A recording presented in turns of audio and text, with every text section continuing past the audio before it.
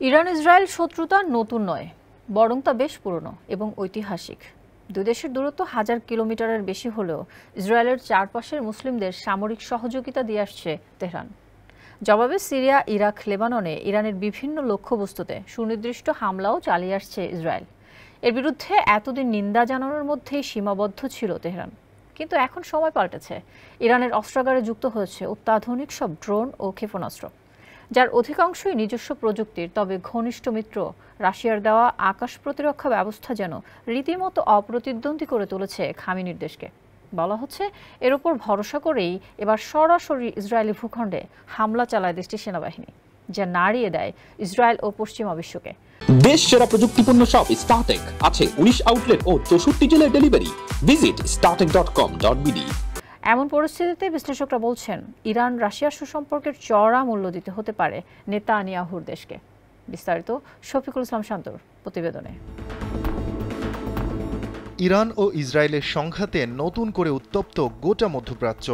শুরু থেকেই ইসরায়েলকে সমর্থন দিচ্ছে আমেরিকা। অন্যদিকে ভয়ঙ্কর সব অস্ত্র দিয়ে ইরানকে শক্তিশালী করে তুলেছে বিশ্বের অন্যতম সুপার পাওয়ার রাশিয়া। সব দিক বিবেচনা করেই চিরশত্রু ইসরায়েলের ভূখণ্ডে হামলা চালিয়েছে তেহরান।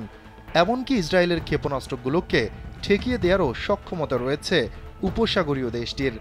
আর এই কাজে ইরানকে সহযোগিতা করেছে ভ্লাদিমির পুতিনের দেশ।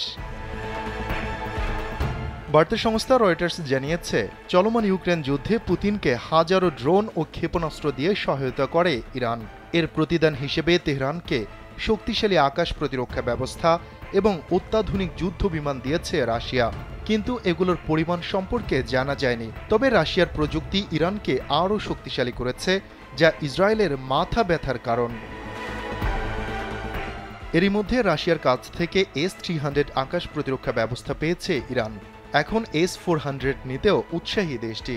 কিন্তু রাশিয়া এগুলো তেহরানকে দিয়েছে কিনা তা স্পষ্ট নয়। তবে গোয়েন্দা কর্মকর্তারা মনে করেন, সরাসরি S-400 না দিলেও এর নকশা বা প্রযুক্তি ইরানের কাছে হস্তান্তর করা হতে পারে।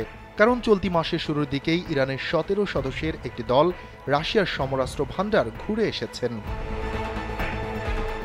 এদিকে বিশ্লেষকরা বলছেন, ইরান যদি এই প্রতিরক্ষা ব্যবস্থা পেয়ে থাকে তবে দেশটির পারমাণবিক স্থাপনাগুলো আরও সুরক্ষিত হবে। যুক্তরাষ্ট্রের ওয়াশিংটন ভিত্তিক গবেষণা প্রতিষ্ঠান হাডসন ইনস্টিটিউটের জ্যেষ্ঠ ফেলো কান কাসাপাগলো বলেন, রাশিয়ার এসব অস্ত্রে ইরানের আকাশ ইসরায়েলের জন্য অজেয় হয়ে উঠবে। ইসরায়েলের জন্য আরও ভীতিকর খবর হলো, সম্প্রতি যৌথভাবে নতুন ড্রোন তৈরি শুরু করেছে মস্কো ও তেহরান। ফাঁস হওয়া নথিতে সামনে এসেছে এসব তথ্য। বাইডেন প্রশাসনের কর্মকর্তারা বলেছেন, তারা এসব নথির যথার্থতা যাচাই করেছেন। রাশিয়া ও ইরান অবশ্য এ নিয়ে কোনো মন্তব্য করেনি। শফিকুল ইসলাম শান্ত, কাল বেলা ডেস্ক।